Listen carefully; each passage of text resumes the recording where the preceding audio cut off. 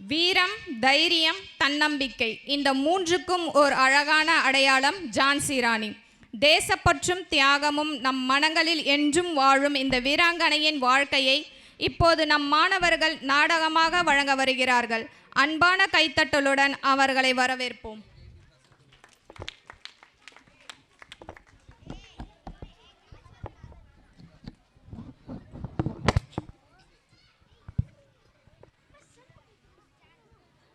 Give one chair, miss.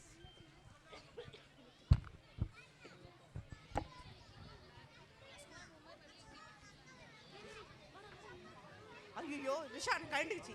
ஐயோ என்ன miss Rishan கழண்டுக்குச்சு. Jhansi அம்மா இது பின்னாடி அங்கே வை. என்ன மிஸ் கழண்டுக்குச்சு உனக்கு? சரி பண்ணி விடுங்க, சரி பண்ணுங்க.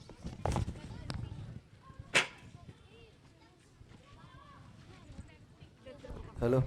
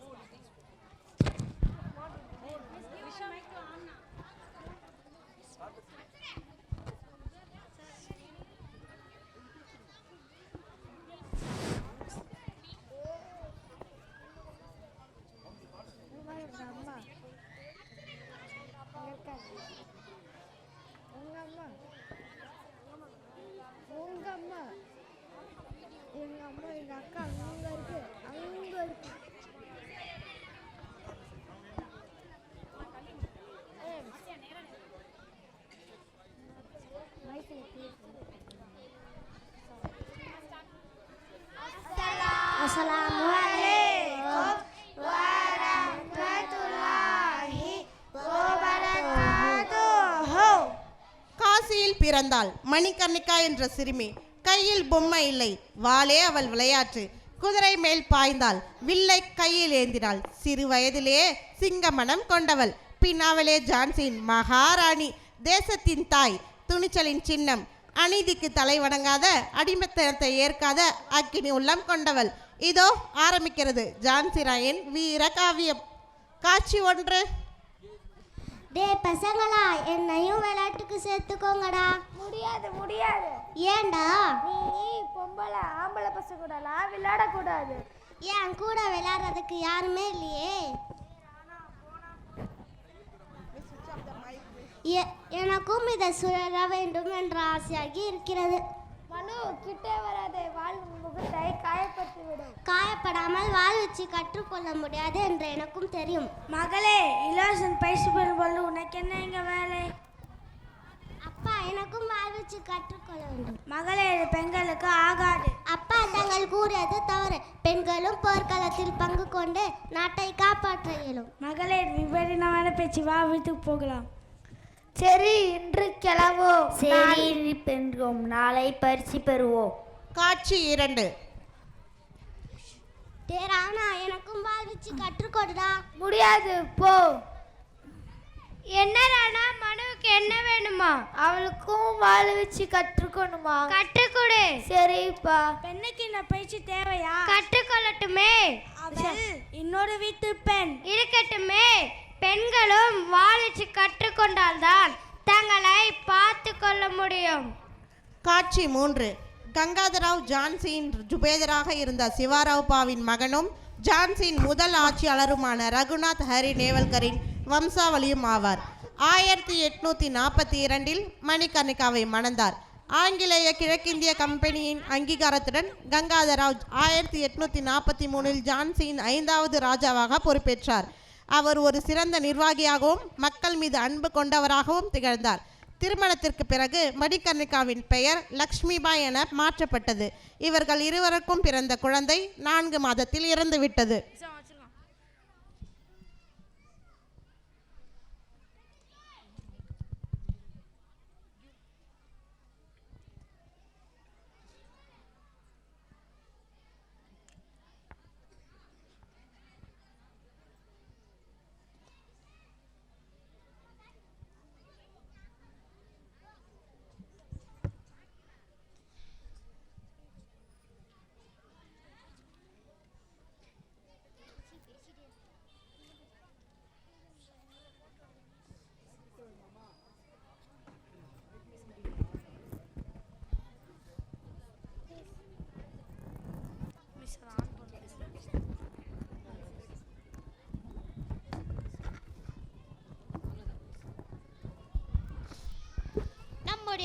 மகன் இறந்து விட்டார். ஆண் வாரிசு இல்லாவிட்டால் ஜான்சி இங்கிலாந்து அரசுடன் இணைக்கப்பட்டுவிடும். எரிகிற வீட்டில் கொள்ளை அடிப்பது போல ஆளில்லாத சமஸ்தானத்தை அரசு எடுத்துக் கொள்ளும்.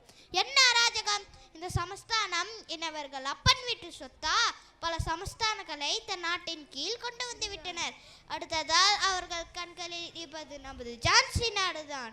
லக்ஷ்மி, கூறுங்கள் அரசே. நான் நீண்ட காலம் இருப்பேன் என்று நம்பிக்கை இல்லை. ஐயோ அரசே, அப்படி சொல்லாதீங்க. நீங்கள் இல்லை என்றால் என்னால் எப்படி வாழ முடியும்? எனக்கு பின் இந்த ஜான்சி நாட்டை நீ தான் பார்த்து கொள்ள வேண்டும். உன்னை நம்பிதான் இந்த நாட்டை ஒப்படைக்கிறேன். வேறு யாரிடமாவது விட்டு விட்டால் அவர்கள் வெள்ளையர்களிடம் நாட்டை விற்று விடுவார்கள். அவர்களை எதிர்க்க தைரியம் இல்லாததால் நான் அவர்களுக்கு அடிமையாய் வாழ்ந்து விட்டேன். நீ தைரியமும் தன்னம்பிக்கையும் வீரமும் உடைய பெண். நீ இது ஜான்சி நாட்டை காப்பாற்றுவான நம்புகிறேன். நாம் ஒரு தத்து பிள்ளை எழுப்போம், சரிதானே? அமைச்சரே, கூறுங்கள் அரசே. நல்ல குடும்பத்து பிள்ளையை பாருங்கள், தத்தெடுத்துக் கொள்வோம். ஆகட்டும் அரசே. நான் கூறிய வண்ணம் ஆங்கிலேயர்களுக்கு கடிதம் எழுதுங்கள்.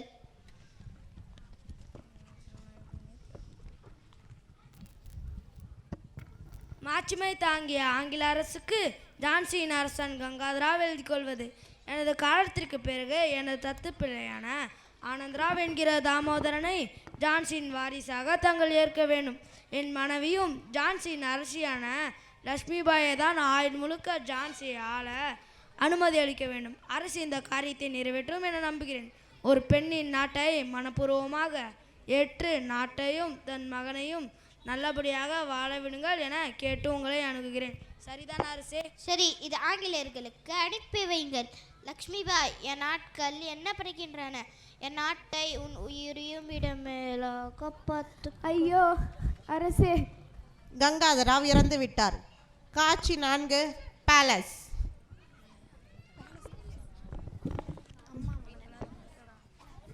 கங்காதராவின் கடிதம் ஹக்ரோஸிடம் வந்தடைந்தது.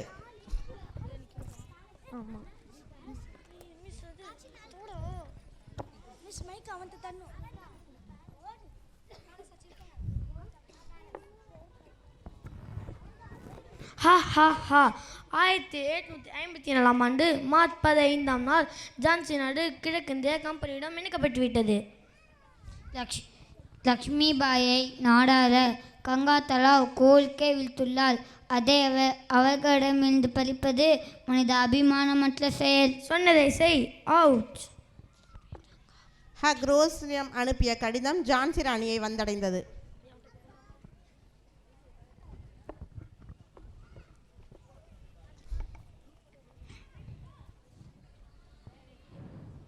இது அநியாயம், அக்கிரமம். எனது உயிரான ஜான்சி நாட்டை நான் எவருக்கும் விட்டு தர மாட்டேன். மிஸ்டர் அலன், என் கணவர் சொன்னார், கம்பெனியை நம்பாதே, அவர்கள் நச்சுப்பாம்பு என்பது உண்மையாகிவிட்டது. என் கணவர் இறந்த பின் நான் இன்னும் பதவியேற்கவே இல்லை. நான் பதவியேற்பதற்கு முன்பே இந்த நாட்டை கைப்பற்ற நினைப்பது என்ன நியாயம்? சொல்லுங்க. அவரை எதிர்த்து என்ன ஒன்றும் செய்ய இயலாது. அவரை எதிர்த்து போராடுங்கள், நிச்சயம் வெற்றி அடைவீர்கள். நீங்கள் கவலை கொள்ளாதீர்கள். எந்த நிலையிலும் நீங்கள் தான் எங்கள் அரசி. கவலை கொள்ளாதீர்கள். மகளே, ஏன் கலங்குகிறாய்? அப்பா, எல்லாம் போய்விட்டது. என்ன போயிட்டது லட்சுமி? நான் எனக்காக அளவில்லை, இந்த நாட்டு மக்களுக்காக என்னால் ஒன்றும் செய்ய இயலாத நிலைமையில் இருக்கிறேன். மகளே, முதலில் ஒன்று புரிந்து கொள். ஆங்கிலேயர்கள் நம் ஜான்சி நாட்டை படைக்கவில்லை. உன் அரசு படையை மட்டுமே படைத்திருக்கிறார்கள். அது போனால் திரும்ப கிடைக்கும். நம்பு. நாம் நீதிமன்றம் செல்வோம். ஜான்சி ராணி நீதிமன்றத்தில் போராடியும் முடிவு ஆங்கிலேயருக்கு சாதகமாக வந்தது. காட்சி 5.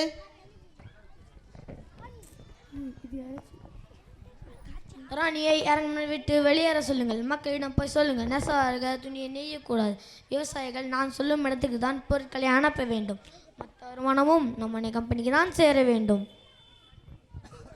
Okay sir. இந்திய வீரர்களுக்கும் அவர்கள் ஆங்கிலேய பிரிட்டிஷ் அதிகாரிகளுக்கும் இடையே சிப்பாய் கழகம் மூண்டது. எனவே சிப்பாய்கள் ஜான்சி ராணியிடம் தஞ்சம் புகுந்தனர். காட்சி 6.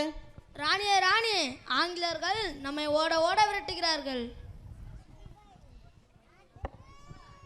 நாங்கள் இங்கிலாந்து நாட்டுக்கே சென்று விடுகிறோம். மகளே, உயிர் கஞ்சி உன்னை நாடி வந்திருக்கிறார்கள். அப்பா, நான் இப்போது ராணி இல்லையே, ஆங்கில அரசின் கைதி. என்னால் என்ன செய்ய இயலும்? மகளே, அடைக்கலம் தேடி வந்தவர்களை காப்பாற்றும் மனிதத்துடன் நடந்து கொள்.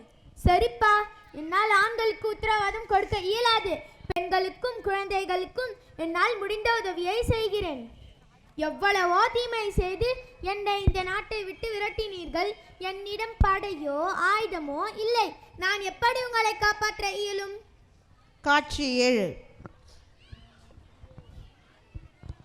அன்புள்ள பெரியவர்களே, தாய்மார்களே, ராணிக்கு மணிமுடி சூட்ட வேண்டும். ஆங்கிலேயரின் ஒப்புதலின்றி ஜான்சி ராணிக்கு மணிமுடி சூட்டப்பட்டது. நாம் ஆங்கிலேயர்களின் ஏகாதிபத்தியத்திற்கு விடுபட்டு சுதந்திரம் அடைந்து விட்டோம். இனி நம்மை ஆள்வதற்கு எவருக்கும் உரிமை இல்லை என்றாலும் ஆங்கிலேயர்கள் அடிப்பட்ட பாம்பு அது மீண்டும் கடிக்க வரும். அதை அடித்தே கொள்ள வேண்டும். அவர்களை அது எதிர்க்கும் அளவிற்கு படைபலம் பெற வேண்டும். கோட்டிய லக்ஷ்மிபாய் மணிமூடி சூட்டி கொண்டதாக குரோஸிடம் தெரிவிக்கிறார். தன்னைத்தானே லக்ஷ்மிபாய் ஜான்சியின் அரசியாக மணிமுடி சுருட்டி கொண்டார். என்ன தைரியம் அவளுக்கு!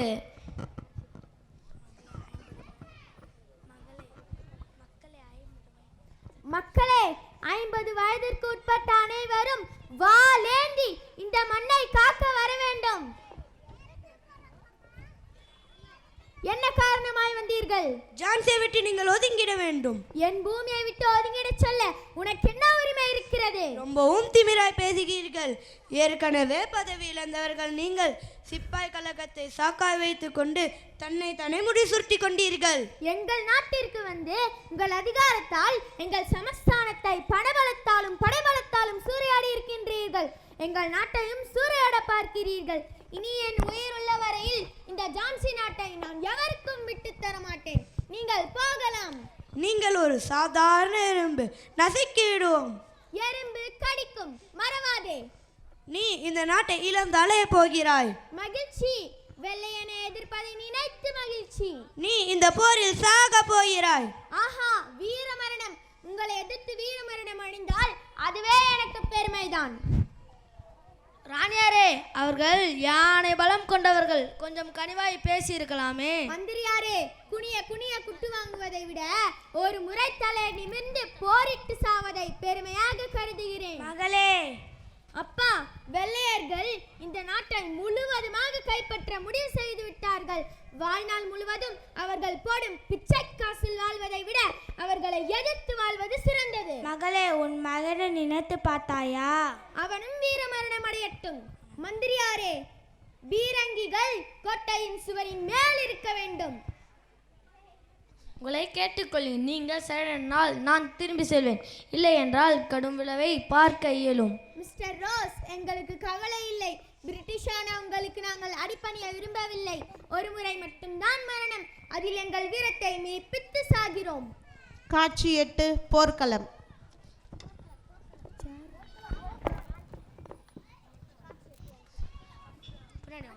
நீங்களா எனக்கு பின்னாடி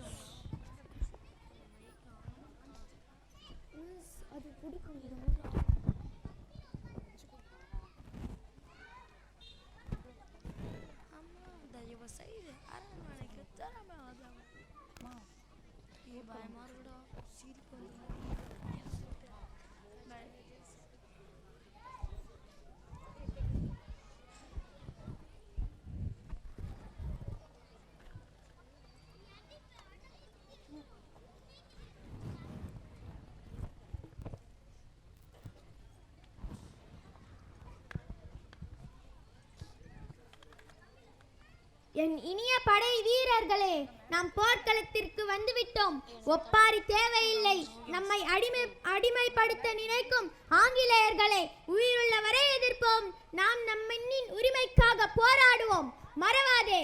அம்மா, தயவு செய்து அரண்மனைக்கு திரும்பி விடுங்கள். உங்களை கொல்ல ஒரு படை வருகிறது. போரில் தைரியமற்றவர்களே, போர்க்களத்தில் இருந்து ஓடுங்கள். இந்த மண்ணை நேசிப்பவர்கள் மட்டும் என்னுடன் வாருங்கள். நான் சொல்வதை பொறுமையுடன் கேளுங்கள். நம் படை வீரர்கள் போருக்கு பயந்தவர்கள் அல்ல. ஜான்சிக்காக உயிரையும் தியாகம் செய்வே போர்க்களத்துக்கு வந்திருக்கார்கள். உங்களை ஏன் தப்பிக்க சொல்கிறேன் என்றால், ஜான்சிக்கு அரசி வேண்டும். தங்களை வெள்ளையனுக்கு பயந்து போரில் ஓடச் சொல்லவில்லை. தாங்கள் உயிரோடு இருந்தால்தான் ஜான்சி நாட்டை காப்பாற்ற இயலும். நான் செல்கிறேன், மீண்டும் உங்களை சந்திக்கிறேன். அவளை கொன்று அந்த ஜான்சி மண்ணில் புதைத்தரலாம் என்று நினைத்தால் தப்பித்து விட்டாயா? நான் புறமும் செல்லுங்கள். அவள் இந்த ஜான்சியை விட்டு சென்றிருக்க முடியாது. உடனே கைது செய்து இழுத்து வாருங்கள். போர் நடைபெறுகிறது.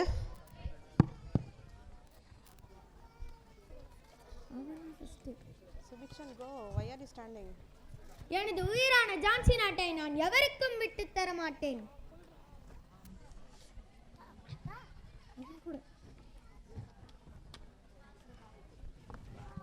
எனது உயிரான ஜான்சி நாட்டை நான் எவருக்கும் விட்டு தர மாட்டேன்.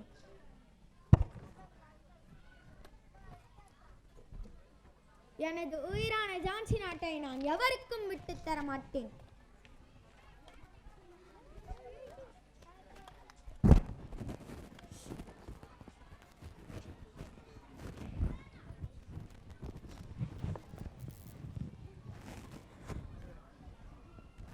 எனது உயிரான ஜான்சி நாட்டை நான் எவருக்கும். போரில் ஜான்சி ராணி வீர மரணம் அடைந்தார். இளமை வயதில் எழுந்த தீ, தேசப்பற்றால் எரிந்த தீ, அரசாட்சி பறிக்கப்பட்ட போதும் அவள் மனமுடையவில்லை. தாய்மை இழந்த போதும் துணிச்சல் குறையவில்லை. நான் என் ஜான்சியை எவருக்கும் விட்டு தர மாட்டேன் என்ற முழக்கம் போர்க்களத்தில் பறந்தது. இந்த வீர காவியத்தை மேடையில் உயிரூட்டிய எங்கள் மாணவர்களுக்கு மனமார்ந்த பாராட்டுக்கள்.